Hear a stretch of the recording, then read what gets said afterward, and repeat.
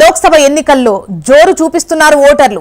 ఉదయం 11 గంటల వరకు 24.31% పోలింగ్ నమోదైంది. ఉదయం 9 గంటల వరకు 9.51% నమోదు కాగా 11 గంటల వరకు పోలింగ్ శాతం 24కు పెరిగింది. అంటే 9 గంటల నుంచి 11 గంటల వరకు 15% పోలింగ్ నమోదైందన్నమాట.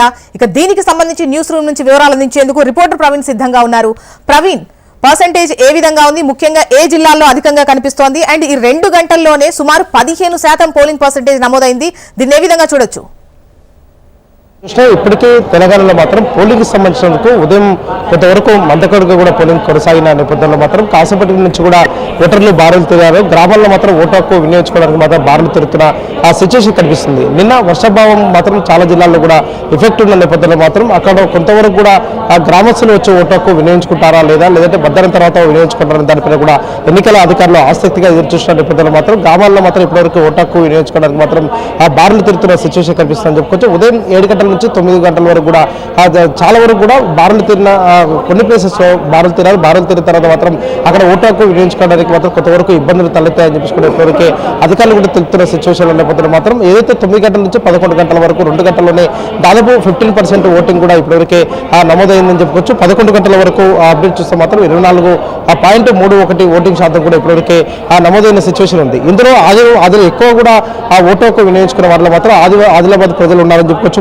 31.51, అదేవిధంగా ఆ భువనగిరికి సంబంధించినందుకు మాత్రం 27.97, చెవిలలో 20.35, హైదరాబాద్లో 10.70. అంటే ఇక్కడ గమనిస్తే మాత్రం మొదటగా ఆదిలాబాద్ ఉంది, అదేవిధంగా చివరిగా మాత్రం హైదరాబాద్ కాన్స్టిట్యూన్సీ ఉంది. గతంలో కూడా అసెంబ్లీ ఎన్నికల సమయంలో ఆదిలాబాద్ 13.22% ఉన్నట్టుగా అనిపిస్తోంది.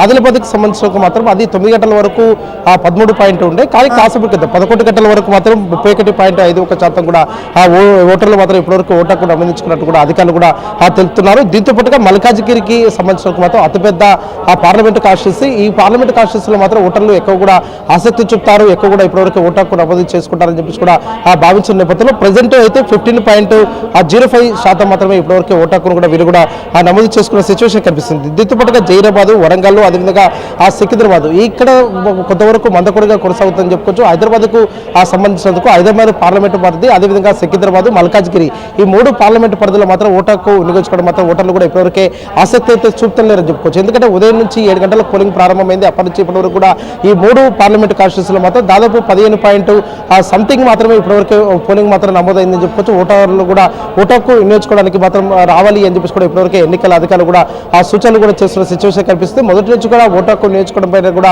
ఒక అవగాహన కార్యక్రమాలు ఏర్పాటు చేశారు. అయినా కూడా హైదరాబాద్ ప్రజలు